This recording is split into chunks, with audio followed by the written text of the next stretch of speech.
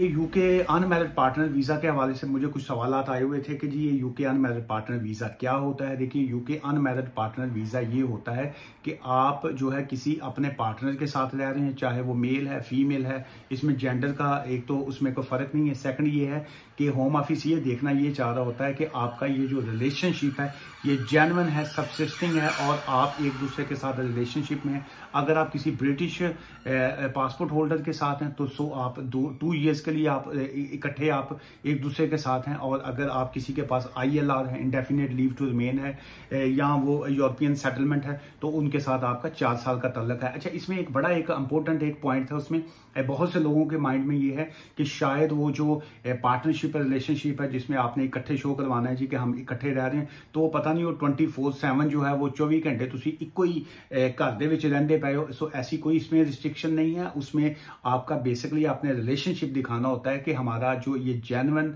Relationship है और ये कंटिन्यू रिलेशनशिप है। बहुत से लोग जो हैं वो लंदन में काम कर रहे हैं और वो जो उनकी वाइफ है या जो उनका पार्टनर है या जो उनका साथी है वो मैनचेस्टर में रहता है, तो वो आते ही महीने बाद है, तो वो तो 24/7 साथ में इकट्ठे नहीं है।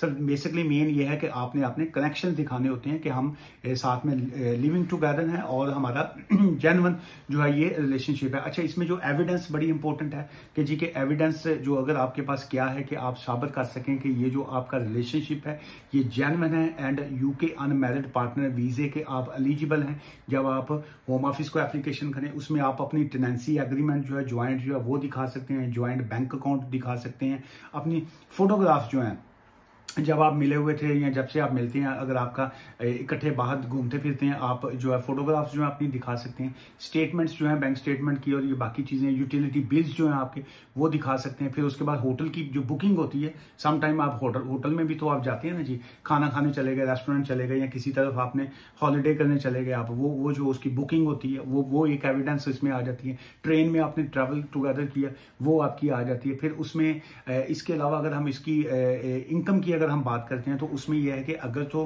अब आपकी जो पार्टनर है उसका 18,600 इनकम है, उसमें थ्रेश होल्ड है, आपको अकोमोडेशन और बाकी चीज़ें भी दिखानी पड़ती हैं। लेकिन अगर किसी के ऐसे सर्कमस्टांसिस है, कोई डिसेबिलिटी लिविंग अलाउंस पे है या कोई ऐसे वो सीवियर किस्म की किसी की डिसेबिलिटी है या बाकी चीज़ें हैं, आप फिर भी उनको एक्सप्लेन कर सकते हैं। Then home office will decide कि उसको वो किस एंगल में लेते हैं। एक बंदा ही डिसेबल है या वो DWP के बेनिफिट्स पे है तो वो तो इनकम साथ में नहीं 18,600 शो कर सकता, लेकिन उनका जो पार्टनर है जिनके साथ वो उनके रिलेशनशिप है ऑब्वियसली वो जेन्युइन है, वो सारा कुछ वो ठीक है चीज़ें। सो ये सारी चीज़ें जो हैं ये इस तरह के केस में जो मैटर करती हैं। सो मैं यहाँ पे सिर्फ आपके साथ जो जनरल इन्फॉर्मेशन थी वो शेयर कर रहा हूँ। लेकिन अगर आपके इस तरह का कोई सिचुएशन हो और आप समझते हैं आपको जो है यूके अनमैरिड पार्टनर वीज़ा आपने अप्लाई करना है, चूंकि आपके इसमें आर्टिकल 8 जो है जो आपकी राइट टू प्राइवेट लाइफ है वो ऑब्वियसली आपने एस्टेब्लिश कर ली हुई है अपने पार्टनर के साथ। सो अगर आप जो है वो होम ऑफिस आपको वीज़ा ग्रांट नहीं करता तो ऑब्वियसली आपके ये जो आर्टिकल 8 है उसकी वायलेशन आ जाती है। Article 8 of the UK immigration rules state that you may be granted a leave to remain in the UK for the purpose of your protecting your right to family life जो है ये इसमें बड़ा एक important point आता है इस तरह के पार्टनरशिप वीज़ा में। मुझसे मिलना चाहें आप तो ब्रैडफर्ड में हमारा ऑफिस है। अगर आप फ़ोन कंसल्टेशन लेना चाहें तो मुझसे जो है वो इस नंबर के ऊपर मैसेज करके आप अपनी अपॉइंटमेंट बुक कर सकते हैं। दुआ में याद रखिएगा। Take care, bye for now.